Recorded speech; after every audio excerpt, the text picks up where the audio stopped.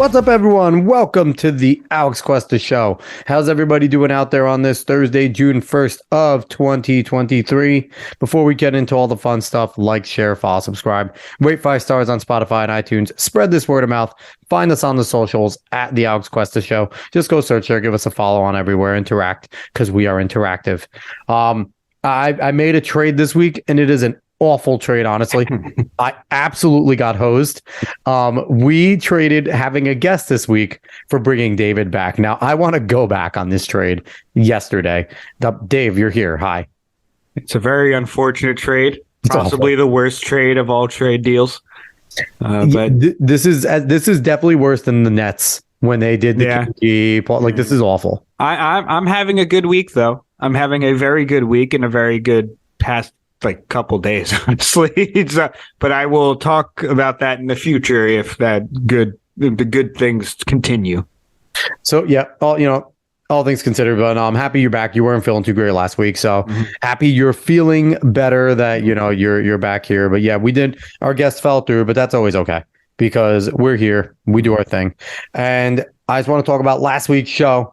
Before we get into this week's, because last week we had our good buddy, Brandon Scoopy Robinson. Again, David couldn't be on with us, but Scoop was on with us and I'm with me. And it was a great time. We talked all things basketball, Melo's retirement, Kyrie kind of doing his thing and breaking the internet, talking about his shoe deal. And then we talked finals, things like that. So it was really good.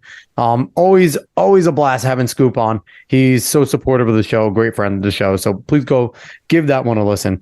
This week, Dave, we're going to have some fun. We're going to talk a little bit of politics and we're going to get a little nerdy, right? We're going to have a good time. So I want to jump in right away. Today, Joe Biden has fallen again. And unlike some of the other falls, fallen. The bike fall was tough because the bike fall was a legitimate fall. Even though if anyone's ever fallen off their bike the way Biden did, it was kind of that slow, lost my balance kind of type of thing. So not as bad. This one was bad. This one, he was at the Air Force commencement ceremony. Was whoever it was walked away from him, and he was supposed to go turn and leave. And it looks like he tripped on like a sandbag or something, or even, I don't know what it was, but it was something on the ground and he went down hard. And anyone that has a grandparent, that's a medical situation when an elderly person falls the way he did. He was picked up by Secret Service. Apparently he's okay, which, if you're human, you want Joe Biden to be okay, right? We don't wish death upon anyone. Like, we get pretty vitriolic. I get it. Joe Biden's a Marxist. We don't want him to succeed, but we don't want the guy to croak by falling. That's scary as hell. And even scarier prospect of Kamala stepping in, even though it's kind of, you go both ways here, Dave. For me, when you look at this, how many more times does it have to go before you actually consider the 25th out of a humane option for this guy? Well, I mean, listen, obviously it's not a good thing that he fell, but it's also to the point where it's like, yeah, no shit, I don't want him to get hurt, but how much am I going to care about this if the people that prop him up don't care about this at all? Like, they obviously don't care about this at all. They've shown that the whole way through. They will consistently, okay, he fell today, and they'll probably bring up when someone else fell at one point in their goddamn life just to say, oh, it's not that bad. So it's yeah, I don't want the guy to fall. I don't want the guy to get hurt. I just want him out of office because he's doing terrible things. But it's, what am I supposed to do? How am I supposed to care very much about this? I can't. Yeah. You're not wrong. And like, they have Fetterman, they have Feinstein. Yeah, it's like, they're a party of brain dead people, not gonna lie. Like, and physically impaired, like, Dianne Feinstein can't walk because she's old. I mean, the closest thing that the Republicans have to brain dead is Mitt Romney. Like, that is absolutely the closest thing because he's just retarded. But that's the closest thing they have. So, but overall, happy the president's okay, because I hate him or not, the man's the president. So happy the president's okay. But I mean, Jesus, just don't run again, Joe. You can't walk. So how you gonna run?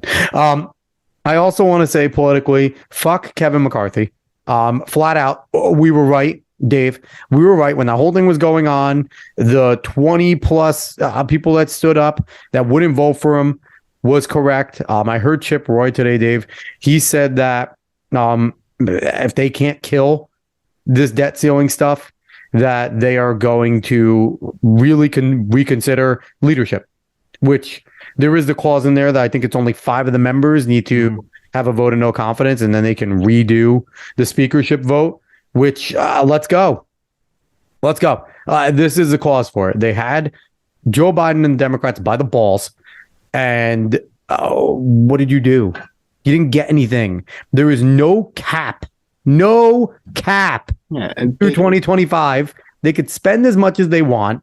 The number is like 4 to 6 trillion that they have. They're going to spend more than that. They're going to spend more than that. And what they get? They got age advance on SNAP. They didn't touch Medicaid at all. They didn't do shit. The REINS Act was taken out, which people, if you don't know what the REINS Act is, if any of the 3-letter agencies or letter agencies put in a dictate, it's not even a law. It's not voted on, but it's like if when OSHA was trying to do things during COVID, it's not a law, but they can enforce it as a law. If they do anything that would have an economic impact of 100 million or more, it automatically gets kicked back to Congress to get voted on. They took that out. So, I mean, it's terrible. It's once again, they're doing they're weak. What Republicans always, I could go for the fucking whole podcast saying always. It's what they do consistently. This is a consistent thing. There is no surprise here. I don't know why people would act like they're surprised. I don't know why people would be taken aback by what Republicans are doing. Because let's be honest, it doesn't necessarily matter who's in office anyway. You know, why would Republicans ever care about ever act like they care about the debt in the first place? They don't care about the fucking debt. Trump spent as much as possible, which Trump gets a minor asterisk because of COVID. Yes, before COVID, he spent a lot. Yeah, but I think it was at 8 trillion with COVID. So yeah, but the thing is, the man still spent a ton before COVID. He did. And Republicans didn't fucking care then either. No. So that's the thing. You have no principles on debt, so why act like you fucking do? And they never do anything against damn near anyone in power. No. It doesn't matter if it's Democrats or another fucking Republican. They don't do anything. Well, the Democrats will do things against a Republican in power because they don't care. Yeah, no, it's the Republicans do nothing. No, they don't. Literally nothing. They do things against Republicans in power. They'll do it against themselves. Yeah. Like they railroaded Trump as much as anybody when they were there. So yeah, it's ridiculous. Like there is a group that is standing strong. I'm curious to see how people like Jim Jordan and Marjorie Taylor Greene respond because they voted for Kevin McCarthy the whole time. So where are you going to be principled now? Are you going to join Biggs? Are you going to join, Chip Roy, Lauren Boebert, Matt Gaetz, like a strong group of guys? Gosar, I believe, was a part of that. Of the 20, you guys say that you're a part of the American First Right. Mm-hmm. You can't be a part of the American First Right and now support Speaker McCarthy after this. You got to now go along with everyone else. And I think they really should reconvene and make this an anybody but McCarthy type of thing. They really should, because this is ridiculous. Yeah, we'll see what they do. Honestly, I haven't paid a ton of attention to genuine politics in a minute. Yeah, and I know the Senate's voting on it tonight, and I know Michael Lee vowed to raise hell over it, so we'll find out. And Michael Lee raising hell is just going to be this is unconstitutional. So Michael Lee is not a very fiery individual, but raising hell to him would just be bringing up legitimate salient points. Yes. So it's going to be interesting. And the last thing politically, Dave, I want to bring up is no problem. Twitter. That hellscape that is Twitter. Team Trump versus Team DeSantis might be the dumbest thing I've ever seen. It is the dumbest thing I've ever seen for multiple reasons. First reason, Team DeSantis needs to stop because he can't win. How could they not realize this after the announcement? How could they not realize this after listening to him? Dave, the more I listen to him, I like him as policies. He's a good governor. He's a monotone Kermit the Frog. I could not. I'll vote for him if he gets the nomination, right? Because he's better than literally anybody on the left. Yes. But he is Jeb Bush. He is McCain. He is Romney in that sense. Maybe his policies are different, but he is that boring as a breadstick. Political. Yeah, he is a breadstick. And, Milo Yiannopoulos said it perfect on Timcast. He's like when you reach it for something and you can't really see, and then you touch it and it's extremely moist and gross. That is his charisma. Like, like he's like a wet, moist towel that you didn't mean to touch. He's not charismatic. And he's going to get destroyed by either Trump. And if he somehow gets by Trump, Joe Biden will beat Ron DeSantis. I don't know about that. 100%. I don't know if Joe could speak by the time that would happen. He doesn't need to. Who's going to listen to DeSantis? He's a liar. It is a consistent, genuine difficulty for leaders in any time, almost any time, to not be charismatic. The only time where leaders are perfectly fine to be just stable and not charismatic is when things are going pretty damn well. Yes. That's when they're okay with that. You cannot, that's not something people clamor for when things are going wrong. It just isn't.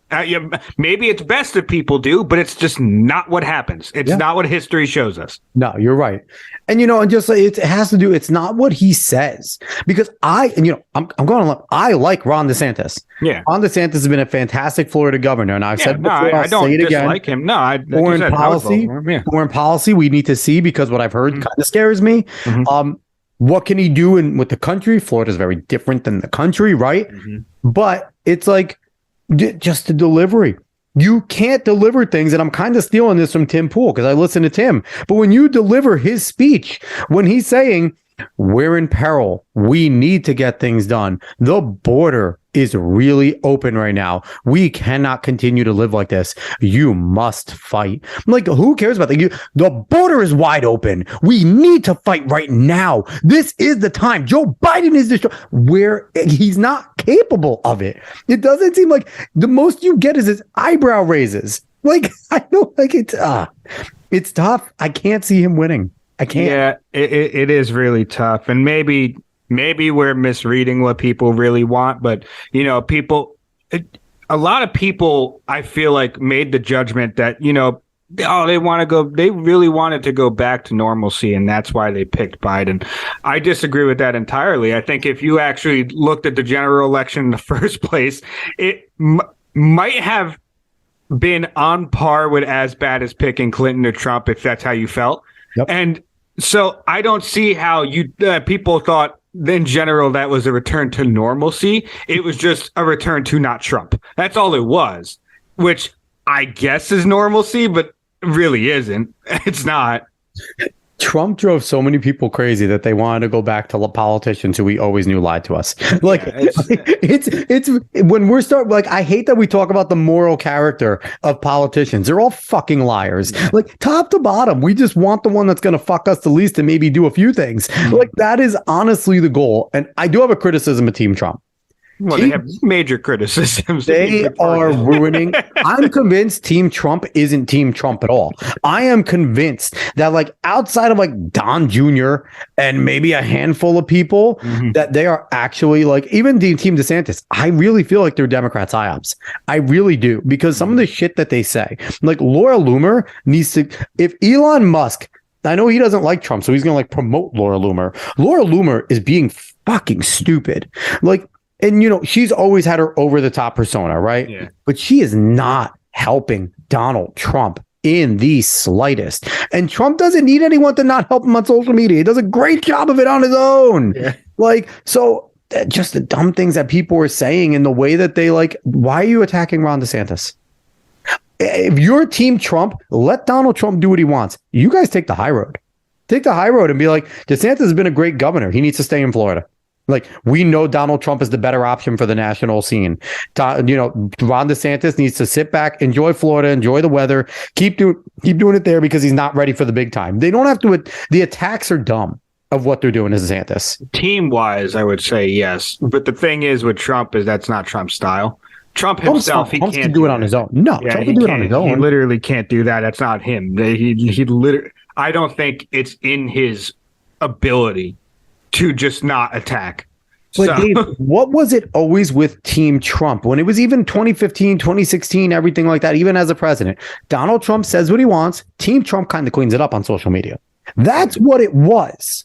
Now it's Donald Trump says something, Team Trump tries to double down and go worse, go further. Yeah. It's not going to help Trump. And I get No. it. Twitter is not real life, but Twitter gets news, and news then goes into the real life, right? Mm-hmm. So if these people are saying these things, what is the mainstream media going to do? They're going to grab all this shit from the Team Trump people, from the MAGA people. Yeah. They're going to say, look at this. They're being ridiculous. Do you really want this?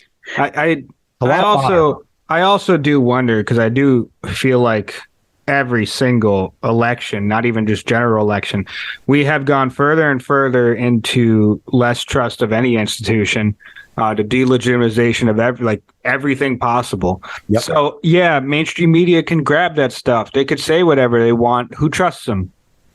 Who trusts them? A lot of people, Dave. Boomers trust them. Boomers trust the hell out of them. And there's still millions of boomers. Depends on who the boomers actually, who they're voting for. But That's the thing. But a lot of still your Clinton Democrats are still voting just on blue. Yeah, Your but they would never. Democrats are They just wouldn't on change. blue. But they wouldn't change in the first place. What the issue is that I'm saying here is that there is no mainstream media or any source that is going to change someone's mind. It's true. In any sense. Now, what about Fox News? Because Fox News is going to go against Trump this election, 100%. But it doesn't matter. But they're not going to change anyone's mind either. That's the thing.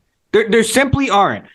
All the mainstream media situation, you look at how hated they are.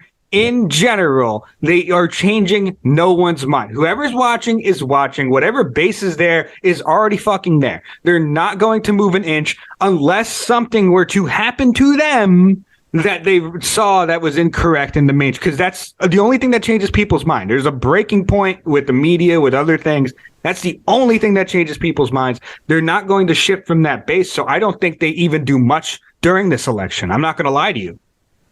I didn't, your take is good there. I think that you have a point. We'll find out. No because doubt. People do turn to legacy media for a lot during a lot of things still. And I think it's kind of instinctual, and a lot of independent media talks about legacy media still, which, helps them. It helps them in a way, because even if they're making fun of them, it still puts eyes on them. Yes. So we'll see. Overall, Team Trump and Team DeSantis, you're all stupid. Honestly, you're all stupid. Yeah, you're not helping anybody. You're really. This is why I'm just chilling. I'm not going to talk about any of it. I'm just going to watch what they're doing, the candidates themselves, and then decide from there. And I'll say this before we go on to our nerdy stuff. I am starting, restarting blogging. I'm going to have the Alex Cuesta Show blog, and I'm going to do a post soon about how never Trumpers and rhinos have actually been the reasons why Republicans have lost elections. I'm tired of these fucking people, because they're constantly on Twitter talking about how Trump cost things in 2018, 2020, 2022, when they just need to turn around and look in the goddamn mirror. That if they didn't exist, if they weren't doing what they were doing, Republicans would have rolled in the last 3 elections.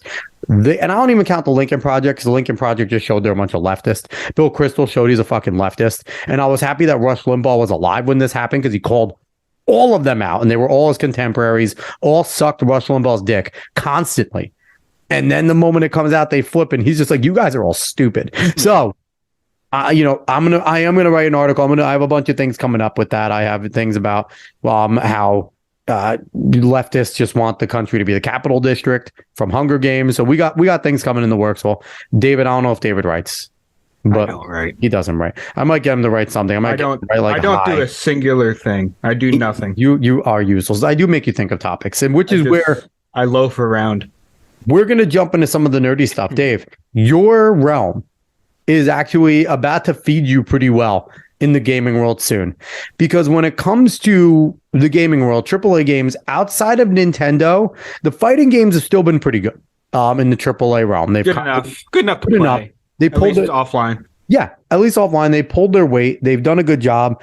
Even some of them having some decent stories. So Dave, I want to go in terms of worst to best. You want to do that? We'll talk about what I believe, and you can kind of go with that. What you think is worst, because you watched all 3 trailers recently tonight for the recent fighting games that are coming out. You can go from worst to best. What do you think is worst to best? We'll start off. We'll talk about the one, we'll kind of go back. So we want to talk about Street Fighter 6, MK1, which is kind of a reboot, but not. MK12. MK12, but it's MK1. And then Tekken 8. So, number one, fucking awesome with all these franchises still going. I'm going to get that out there because it's pretty dope that we're continuing to talk about these three. And being big. That's not easy. It's being not easy big, being relevant, and not changing a whole much of their models and how they do things. Mm-hmm. But we're going to get on the change because I want to talk about Street Fighter 6 first. And I know this is going to piss some people off because there is a large contingency of Street Fighter fans. Just go on Twitch and just go like on the Twitch board. You'll find Street Fighter, people still fighting and streaming Street Fighter 5 and things like that. I watched this trailer for Street Fighter 6, and I will say this. There's supposed to be a story, apparently. I have no idea what it is. They're trying to do things, and I feel like they're modernizing for no reason. There's, I guess, in the gameplay, the story mode, you have your own creative custom fighter, right? That's what it looks like. It doesn't look super customizable. It looks like you can kind of do your clothes in a little bit, but you kind of choose like a base looking character and then you can customize certain things. You're essentially running around a little bit of a world. And, from what I got in the trailer, you can kind of challenge people on the fly and fight them. And I don't know, Dave, the fighting to me, we were talking about this before the show started. It doesn't look great. It doesn't look like Street Fighter. It's very, you mentioned this, it's slowed down. They have the classic moves, but it's not hectic. And that's one of the things that games like Capcom, in general, Capcom games, Capcom fighting games, Marvel vs. Capcom, Street Fighter. I don't know if Capcom did Persona, but it was similar to that sense. Dragon Ball FighterZ, that messy, and I don't know if Capcom did them either, but just that messy style of side-scroller fighting that, it's aesthetically appealing, bizarrely. That's not there right now. The models are a little stiff, and I expect a better, Dave, out of Street Fighter 6. I think looks like they might have taken some steps back. Now I need to see gameplay. I need to, actually play it a little, but just from that trailer, I'm not intrigued to go out and buy this game. What do you think about Street Fighter 6? Which is it's fair off the trailer. I actually didn't watch a trailer, but I have seen gameplay. I have seen some animation, stuff like that. I don't think it looks too bad. It looks like a bit like 4. I didn't play 5. I played a good bit of 4. But it looks a bit like 4, a little bit backed out, zoomed out, and around the same speed, maybe a little bit quicker than 4 was. But I do find it seems like that they are trying to improve the way the fighting is, and some of the moves and all that they're doing, and some of the new characters that they're putting in, and some of the way some of their old characters act. Like Zangief seems to really act like a pro wrestler now, which is funny. But I am interested to see what it comes out to. I don't know if I'm going to get it. Like I said, I didn't get 5. I don't know if I'm going to get 6. Maybe I will. But I mean, I enjoyed the hell out of 4 when I played it. But like you said, when I brought up that, 2 and 3 were fast. Street Fighter used to be a fast fighting game. You shot, like, just clocked out rounds, and that was a part of the appeal. Yeah, and it was fun time. So I think, they already, whatever fans that were diehard about that, they already lost. So I don't think that's necessarily a loss for them with Street Fighter 6 still not being that fast style, but I am interested to see what the initial impact of this game dropping is and what people think about it just in general. Another thing I noticed too, the backgrounds. Usually Street Fighter backgrounds, you have these like fans watching. There's a lot usually going on, even in the less fan-oriented scenes. There's a lot going on. Mm-hmm. And that kind of adds to the hectic mode. Now, when you just engage in somebody, you're in a crowd. So there is that crowd there just watching quite literally street fight, right? But there were times when you were watching like the main characters fight, and it was not that same feeling. It had more of like a still background where more of a MK, Tekken, Soul Calibur background field. Not even DOA, Dead or Alive, because DOA is very hectic in a way too with the backgrounds. But I don't know. It doesn't feel like Street Fighter, which is disappointing because, one of the main things that brought people to Street Fighter versus MK versus Tekken because it had its own flavor. Right now, it kind of has a little bit of like an Injustice feel. With the way they're not with the stiffness, because Injustice was really stiff. Yeah. These guys have a little more fluidity, but just kind of the way it looks and it fights a little bit like Injustice to me. Interesting. It's an interesting aspect from someone who's like more into the older fighting games than I am. It's an interesting aspect to look at it from. Just the way that they move and the way the hits go, and you would expect better. PS5, next gen game, AAA at this point. Obviously, they take time in between their games. Street Fighter doesn't rush their games out. I expected better. Let's go on to the next one. MK1, MK12 essentially, but MK1 kind of the reboot, but not. Looks like a dope story. Ed Boon gets a ton of credit because the stories are always there. Now, there are some hit or misses, right? You go from Deadly Alliance, which was amazing, to the one with Onaga or whatever. It wasn't Deception. Deception. It was okay. Not great. Onaga was kind of there, but not like you kind of get them. He takes chances. Yep. This one, but it stays linear. They always have a pile onto each other. The story is linear. This one's interesting. After spending a few games in the middle there, taking Liu Kang out a little bit, Zombie Kang and things like that. Liu Kang's back to being the forefront. Kung Lao's heavily involved again, which I love. They're basing it around the two Shaolins, which is great. This is the most badass I've ever seen Liu Kang. He's a god. Yeah, you missed him in 11. Yeah, that's when he became the god. Yeah, he became the god, and I know a lot of it was based around him in 11 too. Yeah. But man, just watching him god out and be like a time controller and all, it's really cool. The gameplay looks good again.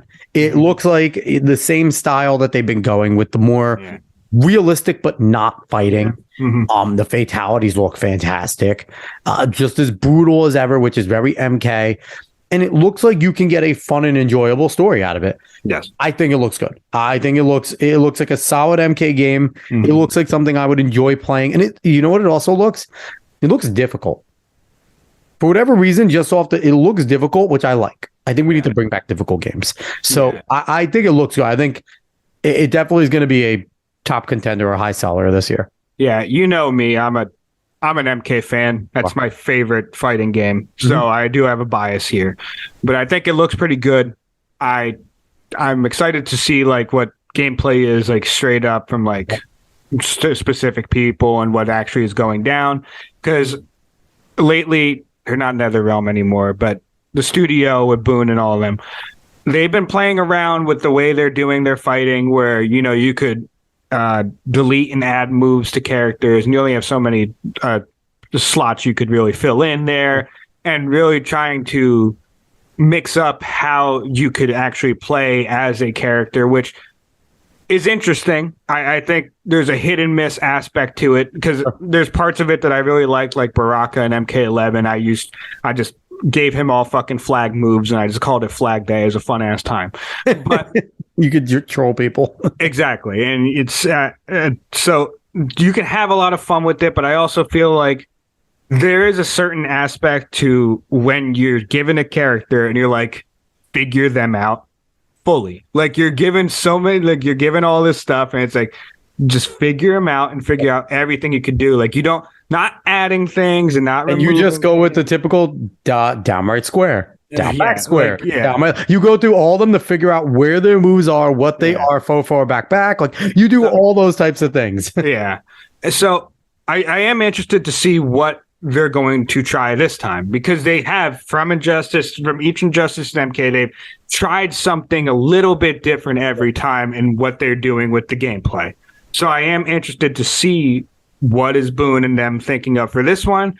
And one thing that I believe I noticed, because I watched a trailer a little bit ago, but some of the fatalities, and it might have just been in the trailer, look like they actually died down some of the over-the-topness and a little bit of goofiness that a little bit becoming of MK they were doing. I felt like they were doing a little too much sometimes, but I like that. I like sometimes a really quick, a little brutal more brutality. Kill works for a character. Yes. Like for me, like a character like Jax, big ass metal arms. The man just wants to kill you and keep moving. For me, I don't know. I would like Jax. He's a soldier. He just wants to kill you and go. Exactly. Like, there's some people who do not need these really over the top fatalities. It's not like I hate them, but I would like a damn good mixture of them. So I'm hoping that's a thing. Cool thing if they add like simple fatality or like over the top. Like if you had a choice with which one you choose for that like that moment. Well, generally, what I started doing was just using brutalities as much as possible, because a lot of the brutalities are really fun as well. We just need more babalities. Bring back the babalities. Turn them all into babies. They did have babalities. They brought them back. I love the babalities. I didn't play 11. I love babalities. Yes. The curious thing that I'm looking at too now that I think about it is, because you can kind of, the way they made it seem like you can kind of, in a thing that you like, Dave, BioShock way, you can kind of choose if you want to be good and try and live a peaceful existence or be evil, because they have like two. It looks like there's like possibly like you could make choices and then the game probably progresses from there.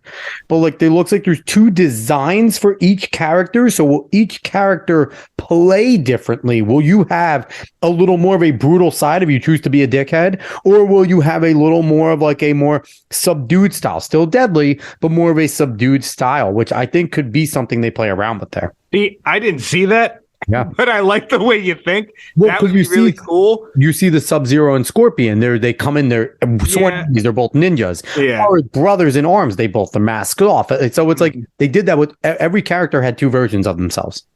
Yeah, I think that was mainly just them playing with the old universe and this universe. But if they did that.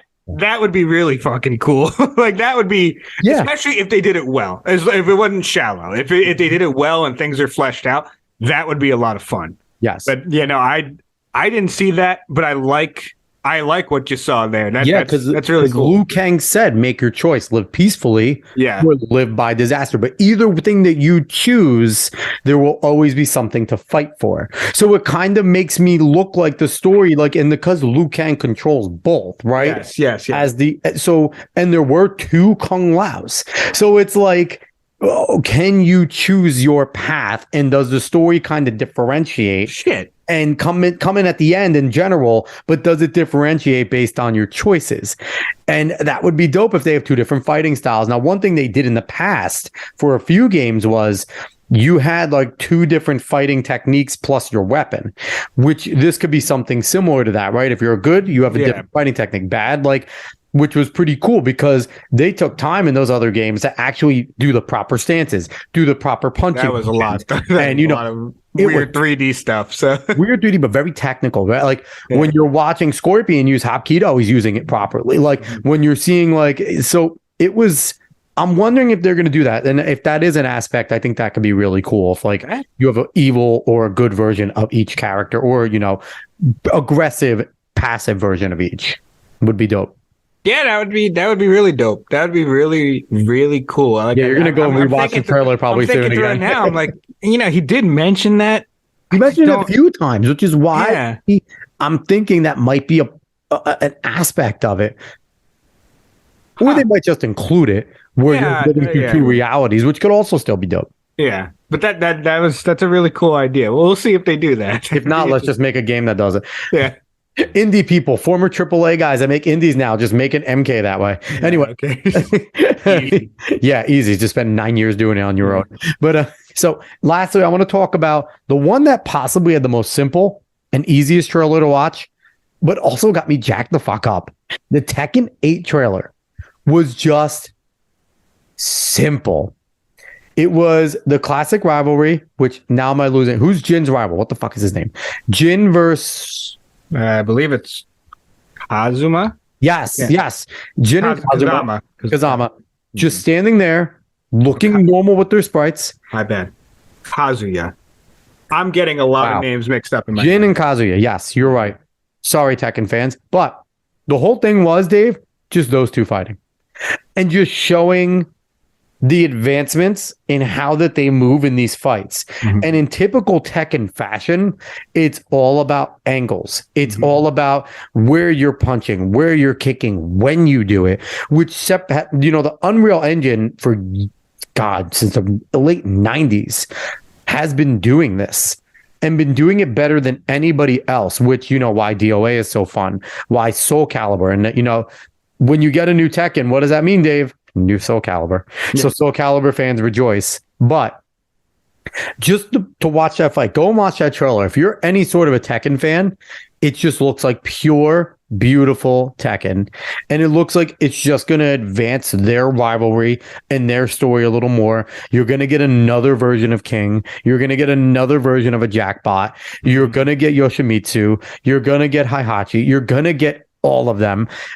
And it's just going to be a fun romp. It's going to have a fairly decent story, not fun enough to follow and do. Yep. But then you're just going to get to figure out all of them again and see what works, what doesn't. And the online play is always fun in these. So, yeah, just from watching them fight, Dave, I'm jacked up about the Tekken 8. It might make me dust off my PlayStation 4. It might. If it's seldom PlayStation 4, we'll see. They should, damn it.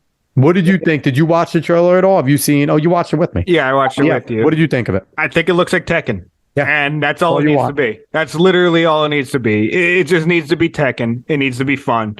And that's all I want from it. It's because Tekken's the type of game where you could be really, really, really good and just decimate people. Yes. But also, it's a type of fighting game that you could have a friend, both of you have never touched a Tekken in your life, then you sit down, you play it, and you have a ton of fun with it. It's not one of those games where you're like, oh, they're not doing anything. No, they're doing something. You might be missing wildly, but it's also funny to watch. Yes. And you're having fun because it's like, oh, I came back. And Tekken's a great game to just have fun with and also master.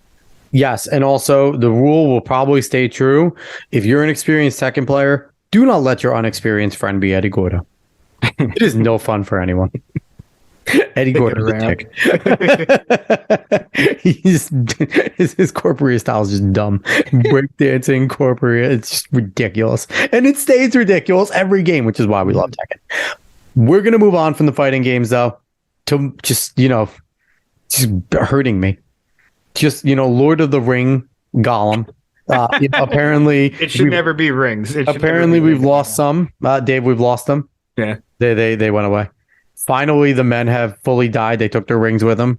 The dwarves just said fuck off Middle Earth and they left. Apparently Galadriel's just hanging out in the Second Earth and the Second Age and Rings of Power, and Elrond's just doing whatever the fuck he wants. So those elven rings are gone too. We just have one. Just have one now. God, I hate everyone that has any idea, any concept of doing something Lord of the Rings. Like Peter Jackson, Paramount, don't do it. Please don't.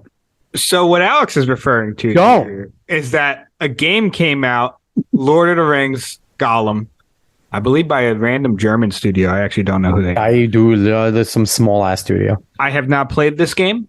I will not play this game because I don't want to put any money into this game. I have seen gameplay. You could look up gameplay. You could look up anything about this game. It is absolutely terrible. Or I think it's already worst game of the year.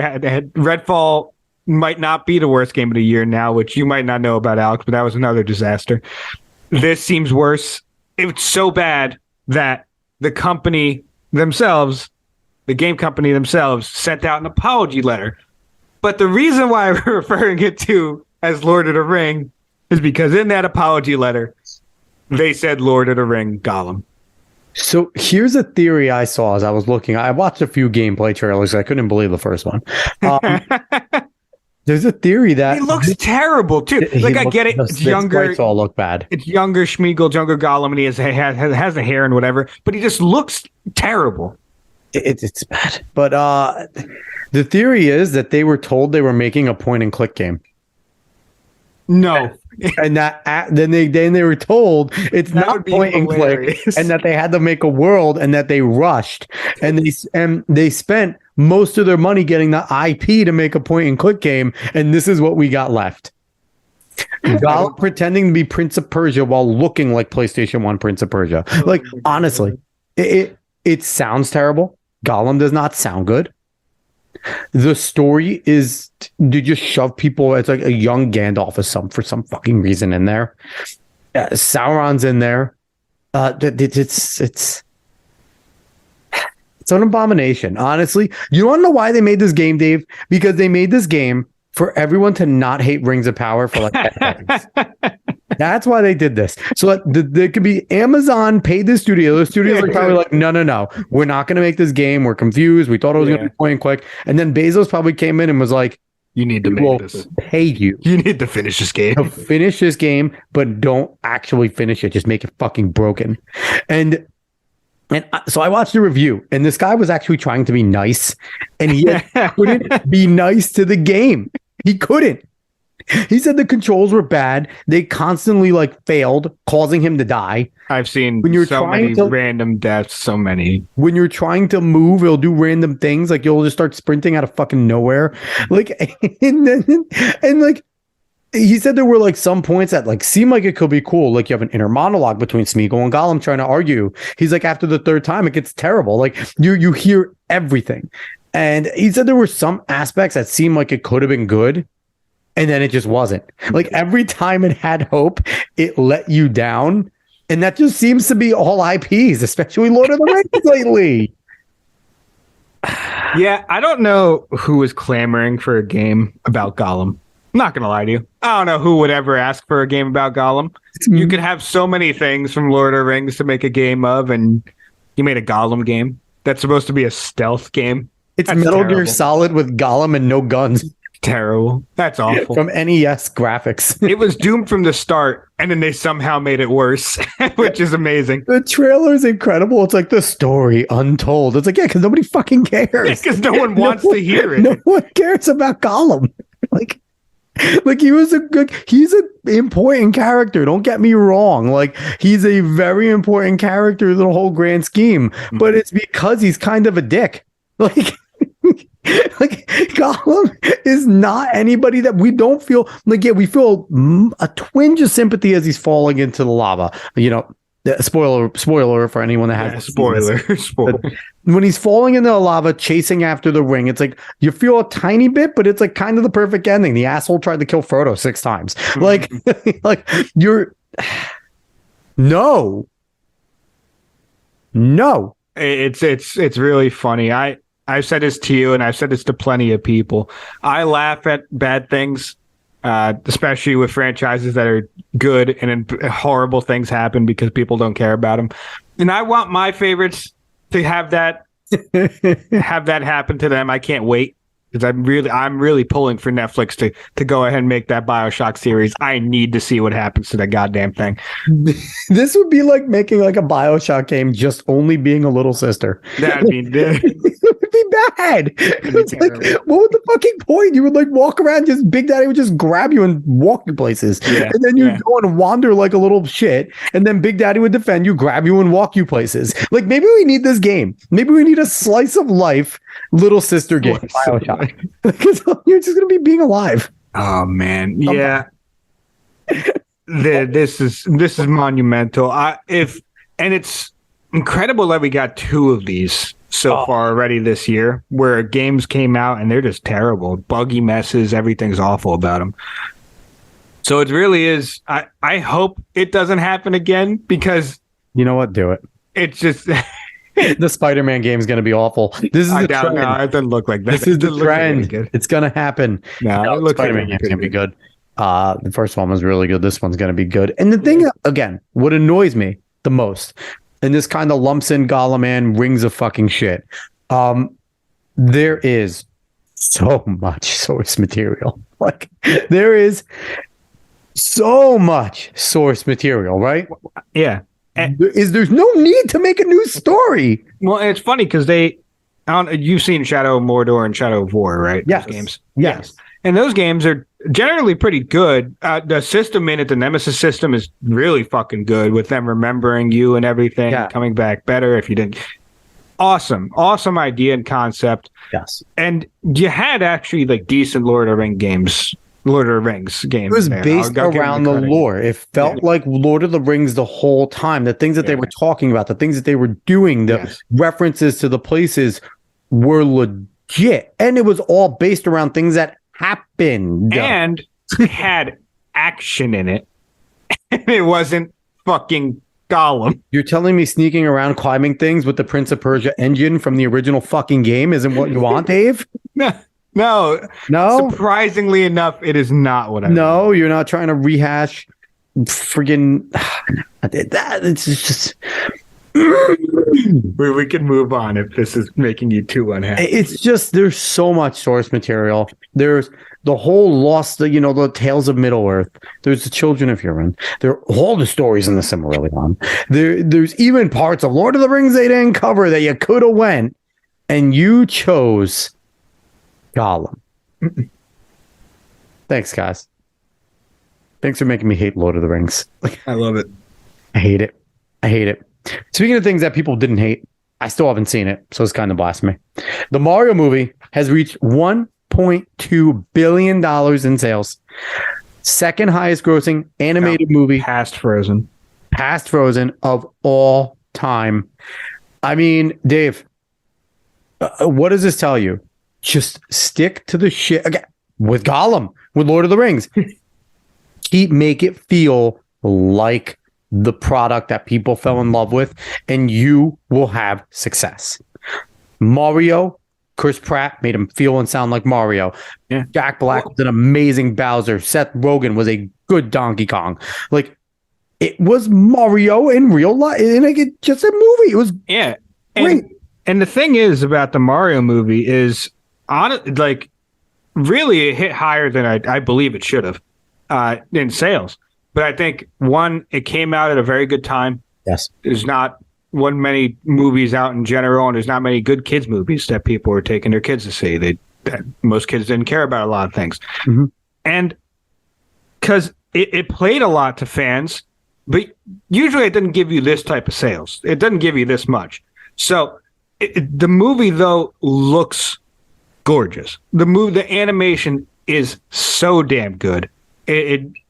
You can follow along. It's colorful. It's pretty. And there wasn't much of a story, but you didn't need much of a story. Things were happening on screen. Kids could enjoy it. When I saw it, just kind of looked like if you took Super Mario 64, that world, and then just put it on screen with the newer animation, because Super Mario 64 was extremely vast, especially for the time. Mm-hmm. And it was very colorful, very vibrant, very interactive, and everything. So, like, when energetic, I would say, is also very. And when I'm looking at this, I'm looking at essentially if they just, they do those like weird like things where you're looking at a screen, like Wreck-It Ralph does it, where it's like bring you into the game. Yeah, kind of what this looks like if you just kind of were brought into this, Super Mario 64 or Super Mario Odyssey, like any of those games, like thrown into them, and here you are. And I also heard that Key was just an awesome ride or die Toad. Oh yeah, all of them did pretty well. The only one that was slightly annoying was Seth Rogen. That's because when he laughed, the Donkey Kong was literally laughing like Seth Rogen, which, God damn it, why can't he do something different as a laugh? It's his trademark. But yeah, besides being a psycho. Yeah, the whole movie itself, people weren't going to walk out of it and say that they just had like a terrible time. That's the thing. They're not going to walk out of it and say, most of the time they're going to walk out and their kids are usually going to enjoy it. They're usually going to want to play a Mario game. They're usually going to want to something about Mario. The uptick in Mario shirts is real. The uptick in Mario shirts is legitimate. Yes. And it does speak to just being whatever the source material is, but it also speaks to so they could have had this idea that Hollywood has had this idea with games consistently and a lot of things now, and go live action or make it look this type of way or make it look kind of realistic. Mario doesn't look kind of realistic. It looks like it belongs in that animation. It's a different type of animation for Mario, but it is a realistic animation for that spot, for that aesthetic. Mm-hmm. So they're not trying to make it look real. They're not trying to make it look like, oh, this is almost hyper realistic. He really looks like a person. No, he looks like Mario. And I love the way that they explained it, that no, he's not short or weird. Everyone in his world looks exactly like this. Yeah. So it kind of like wrote off completely why it looks the way it is. That is real to him. That is his world. right? Exactly. And it's the same thing with what happened with the Sonic movies. When, the first trailer came out, he looked fucking hideous because they kind of went hyper realistic with it. Yes. And then you just gave him his cartoony like face, and that's fine. That's all people want it to look good. So, Dave, there's one flowing trend with these two movies, plus a movie like Detective Pikachu, which was fan-fucking-tastic. Nintendo. Well, obviously, Sonic was technically not Nintendo. I don't. Sonic was technically not Nintendo, but Sonic is now partially he is a Nintendo property. It's weird. It is weird, I think but Nintendo defends their shit, right? They don't allow their stuff to be abused, and I think with along with being Nintendo, you had Miyamoto involved, and Miyamoto flat out said, it's Mario. It's going to be Mario. Didn't matter anything else. This is going to be a Mario movie. So when you have the creator involved that way, that is as passionate, he is passionate about Mario. He wants to make every Mario game as good as ever. So yeah, everything. And that is the one underlying theme to these good movies like this is Nintendo being property. Again, we can argue whether Sonic, it's obviously a Sega property, but he's been a Nintendo property for years now, which started with Mario and Sonic at the Olympic Games. And Sonic has now been included in so many things in Nintendo lately. So that's the dynamic to me. Now, Dave, you wanted to ask the question about just video game movies in general, right? Yes. I am interested to see what happens in the future with this, because studios are going to look at this and say, Mario, for some reason whatsoever, made a lot of fucking money. Yep. This made a lot of money in what is really a downturn in Hollywood. So they're going to try to find out a way to copy this. Now, whether that's let's make video game movies or let's make more animated stuff, I don't know. I have no idea what they're going to exactly try to do. But I do think they might try to dip in more with some of the video game stuff, saying, oh, maybe the people that play this will actually come out or have seen it will actually come out and watch these movies. Yeah. Now, we have seen tons of video game movies come out, and most of them are not very good, at all. Yes. So I think that you're definitely going to get that, right? I think this is going to be the Marvel DC. This is going to be the superhero boom in the shift, because as the superheroes are going down, gaming is big. You're going to get people that like that. Now, obviously, Halo sucked, but Halo was also done by a studio, right? And that was a TV show. And it was a TV show. And I've also heard the rumors that Nintendo is trying to make a Super Smash type of thing. Yeah, no, they're making a Nintendo universe. So, in that sense, we're going to get Star Fox. We're going to get Zelda. Zelda. Metroid. I am fucking pumped because they could do some. Metroid could be the best out of all of them. Because all of them can be good. As you know, I've mentioned people before. My job, I talk with a lot of people, and I talk with a lot of nerds in my job.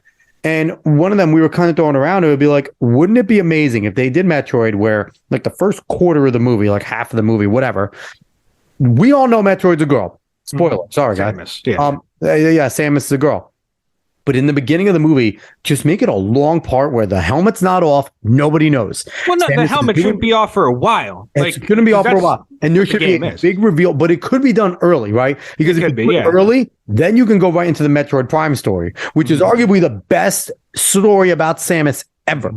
So you can make a whole thing where, there's the allure of the first quarter of the movie. Samus is doing her thing and kicking ass. People directing people. Obviously, she's going to be the leader of it'll be more military-esque, right? It's not going to be Samus solo like you do in the games. But then you can get into a story where the helmet comes off. Everyone knows the girl now, and then boom, the story's I feel like that could be fun. Star Fox could be incredible. Zelda, we'll see. You have so much to do that can be possible with Zelda. Well, here's the problem. Can Hollywood have a story named Zelda where Zelda's not the star? Can Hollywood do that? Yes. Are they capable of not making it about Sheik and making Link the side character? Are they capable in that? Hollywood's not. Nintendo is. That's my answer there. That could be true. What do you start with? Do you start with Link's Awakening?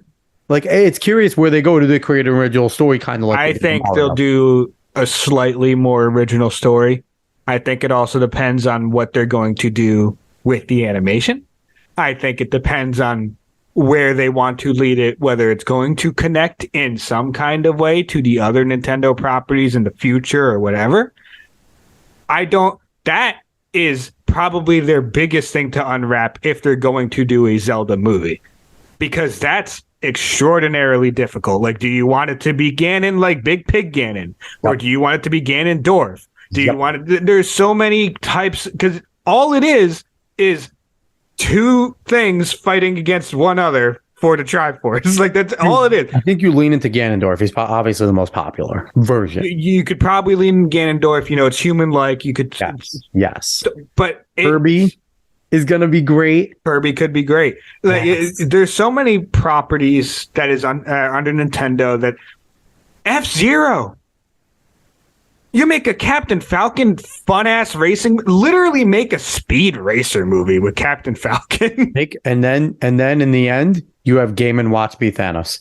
I don't know about that. You gotta make Game & Watch be the big bad. And the thing is, they don't have to do there really doesn't have to be any connection. They don't have to do a Smash movie. No, they don't. But they have so much material there where, like I said, Mario doesn't have this in-depth story because it's extraordinarily difficult to tell any in-depth story of Mario. It's just he goes and saves Princess Peach from Bowser. That's all it is. When does he become a doctor? Yeah. But some of the ones that we were just talking about, Metroid, Star Fox, Zelda, they have stories that are a little bit bigger. Sure, they might not touch that one.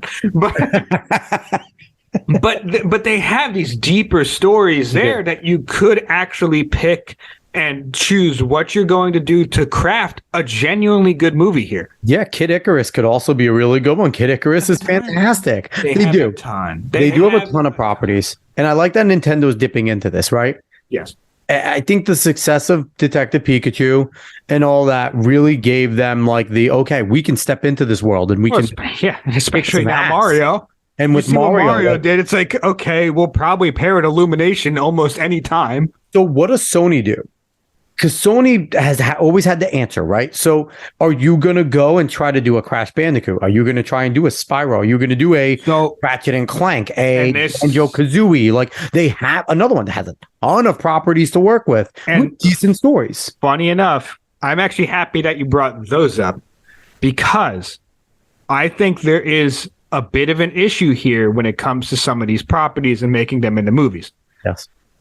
When, for some reason, now I could be entirely wrong on this, I feel like for Nintendo, there is a lot of possibilities to make these properties into movies because a lot of these games aren't exactly story driven.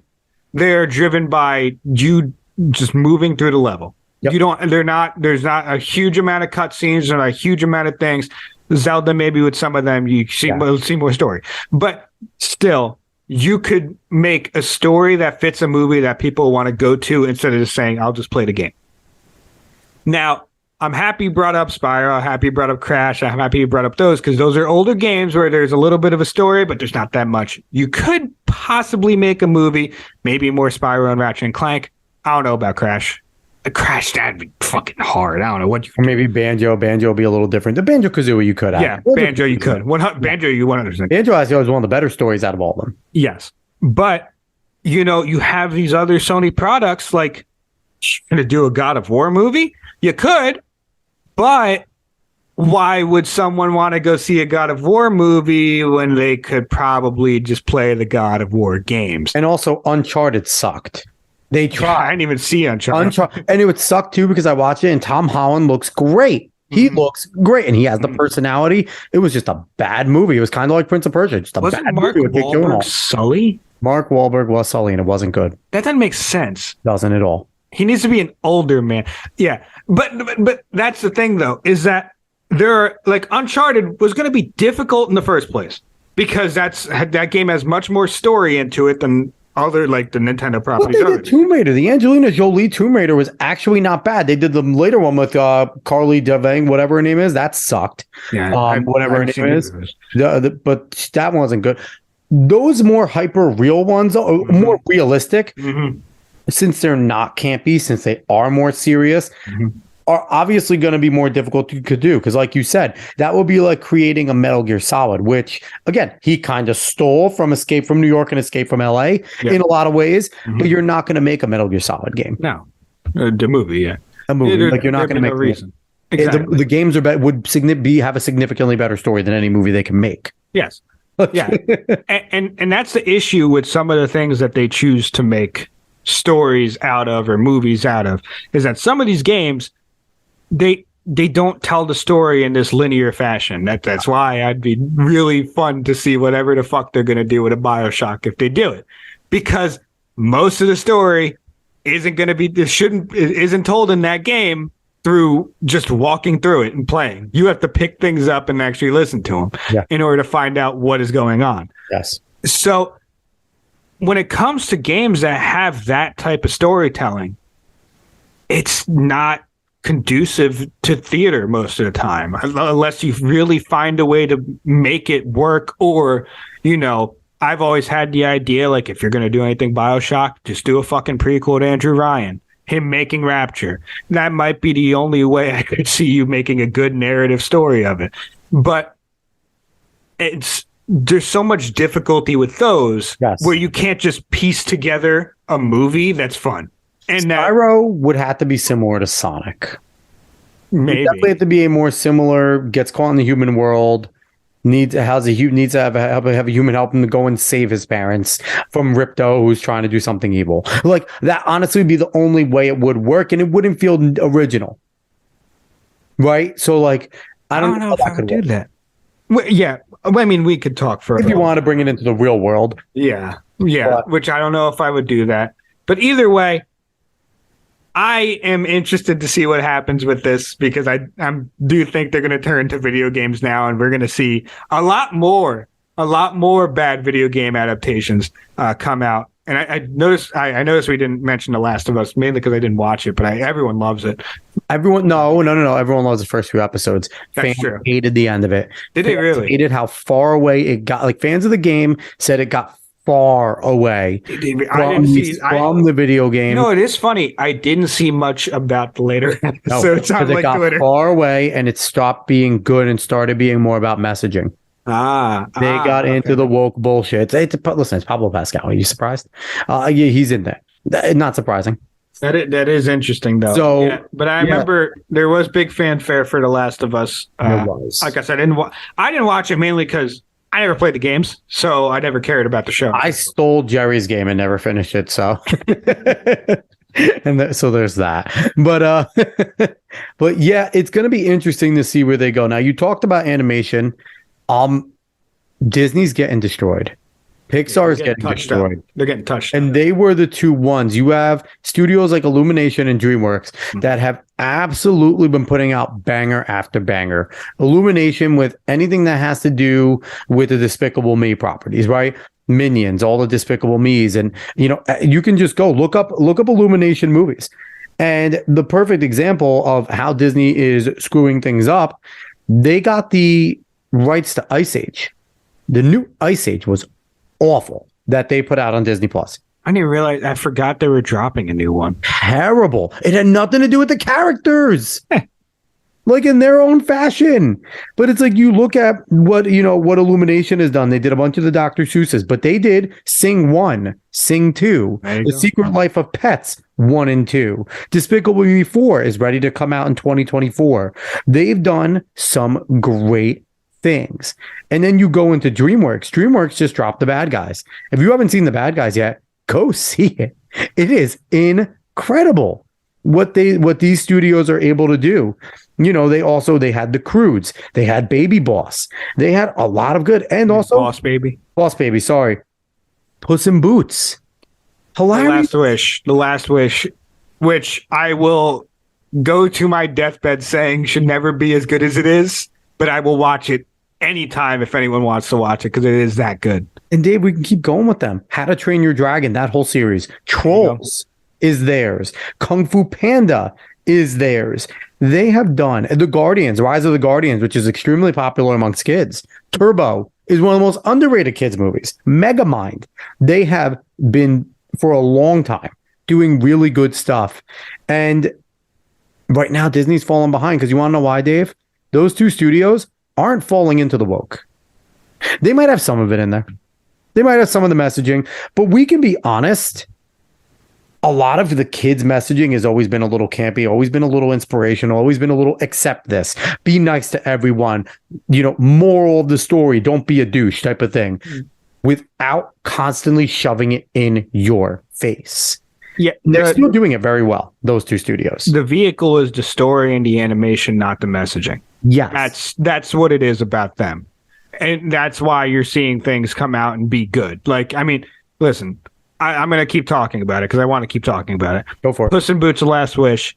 You could pick out some messaging from it, probably. Like Not even. Maybe, actually. Damn, that's a good movie. It's really just all typical moral of the story stuff. It's not necessarily messaging. No. It is fairy tale stuff, isn't it? Yes.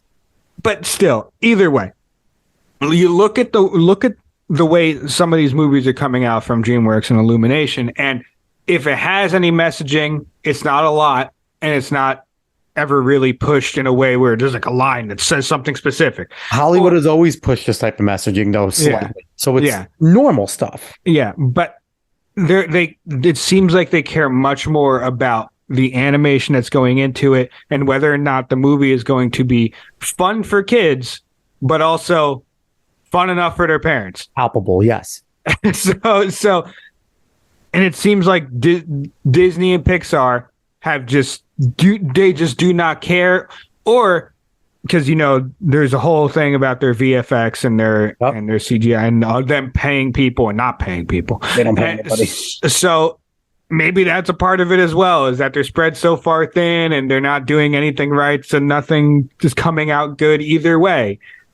So they're getting torched by those two studios in that manner.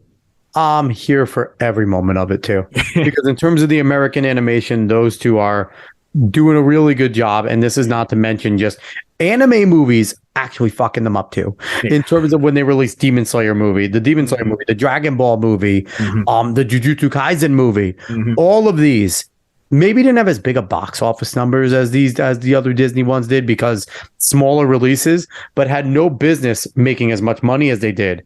Yeah. So it's we'll see. Disney's at a crossroads, and I think they're going to fail, and I'm here for it. Speaking of Disney, I saw the most recent Ariel movie, the Ariel Little Mermaid live action with Halle Bailey. Not Halle Bailey. Yes, I know. Bailey. It's tough. Change your name, please. But I have to say, what they stuck to with the source material, and I will put this out there, I did not buy those tickets. They were won and given to us, but because I would not have paid to go see that movie. But what they stuck to for the Ariel source material from the cartoon, they did very well, almost word for word, almost frame for frame at times. Really good. Javier Bardem is a really good King Triton. Halle Bailey sounds like Ariel, sings like Ariel. Again, she's black, Ariel's white. That's neither here nor there. She does a really good job being Ariel. I'll say that. Melissa McCarthy is a serviceable Ursula, sometimes a little over the top, but they did a decent enough job with her. What I didn't like was the added songs sucked. Absolutely sucked, top to bottom.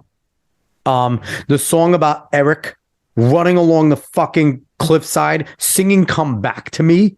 It was basically like a terrible version of "Come What May" without any emotion. It was bad, and it was just so obvious, which is what they do, right, Dave? With all of these new songs, Jasmine singing about being an empowered full woman and then being like shut down the very next scene. I didn't even know that was a thing. Oh, she sang a song, I won't be silent. It's like, bitch, you're the strongest woman in all of Disney already for bucking ancient Muslim trends. You could have gotten your fucking head cut off. You defied everyone. You're cool. Stop. We don't need a song. And then you have Beast singing Evermore about missing her and letting her go. Like, we got that. You did it. They add these stupid songs. Eric continued that trend.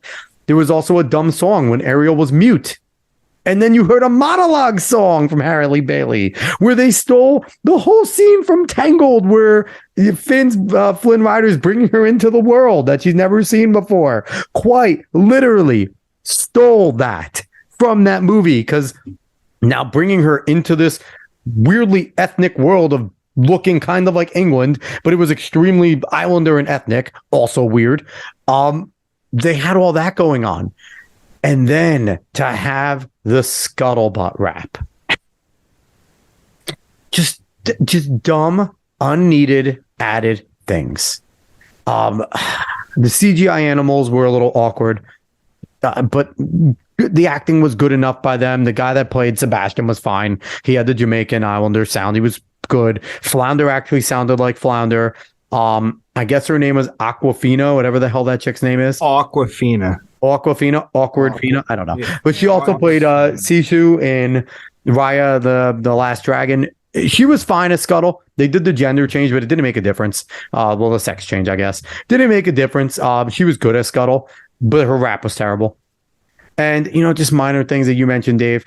Ariel having amnesia, I guess, basically from taking the potion. Ariel killing Ursula in the end. Spoiler alert, who cares? Killing Ursula in the end instead of Eric. In the same way, stabbing a giant all-powerful sea witch and then her, friggin' falling into the ocean. I don't know, Dave. What was good was good. What was bad really sucked. It was a mixed bag. Not their worst that they've done lately. Mm-hmm. Certainly unnecessary. Best way to put it. It's another unnecessary live action. Yeah, I had no interest in seeing it. I'm happy I didn't, because it sounds like the things they changed in the story just made it not the Little Mermaid anymore. And I heard the Scuttlebutt rap, and I'm very happy I didn't see it, because I don't want to ever have to sit through that. Oh, yeah, and Eric is apparently adopted, and the Queen is black. You hear these things, and if you've seen the movie, you're probably like, wait, what? Oh, and Grimsby's a douche. Grimsby was not a douche in the cartoon. He just kind of was like Eric. He was just there to follow Eric, and he kind of had fun with him. Grimsby's kind of a dick. He's on his side the whole time, but he's so very he's your typical rigid keeper. That wasn't him in the cartoon. They changed that, and Grimsby's Middle Eastern, and it's. I think the thing that plagues the live actions for me is I don't necessarily see a reason to watch them over watching the original animation. Yeah, there isn't. What would be the purpose for me to watch them? If I want to watch Little Mermaid, if I want to watch Aladdin, if I want to watch Beauty and the Beast, if I want to watch any of these, why wouldn't I just watch the original animation? Yeah. So it's, yeah. And I mean, it's not technically, it's not exactly made for me, but I also grew up with these stories, so it still is made for me. I would still go watch it if I really wanted to. But I had no interest in watching this for multiple reasons, and mainly because the Disney live actions haven't generally been good. No, they haven't. Apparently, they're making a Lilo and Stitch live action, which is terrible. To say, I will watch it if Nani has absolute cannon of legs and huge feet. If she doesn't have absolute thunder thighs and giant feet, then no. I just know Stitch isn't going to look good. I know Pleakley isn't going to look good. I know no one's going to look good. They wouldn't make Mushu. Why would they make Stitch? They have to make Stitch. Who cares? They had to make Mushu when they did it. That is true. They did. It was huge in Mulan. Oh my god! Half the story was about him getting his honor back. Completely forgot they didn't put Mushu in Mulan. They didn't put Mushu in Mulan. So why would they have to make Stitch? Just actually get a dog and make the dog Stitch. They might do that. Yeah. I forgot that was a thing. They didn't make Mushu. Holy shit! He's quite literally his secondary storyline is actually very important, and they didn't. Holy shit! Yes. Yeah, we can end with that. I don't need to talk about these anymore. I blocked that from my fucking mind. Okay. So that is actually what we're going to end on. Everyone, thank you for listening again. We should have a guest next week as long as they don't hate us, but most people hate us. But no, next week, actually, it's one of our reluctant, I guess, friends. He'll be coming on, but we'll have a guest next week. It's going to be a good time. If you like what you heard, like, share, follow, subscribe, rate 5 stars, Spotify and iTunes. Spread this word of mouth. Tell them that, not all politics all the time. We nerd out sometimes. And go find us on the socials. Go search The Alex Cuesta Show. We'll be there. But we'll be back next week, everyone. And I hope you appreciated this episode. Guestless, but still fun. Passionate. We love it. More passion than Ron DeSantis. I'll see you guys later. Have a good one. So long.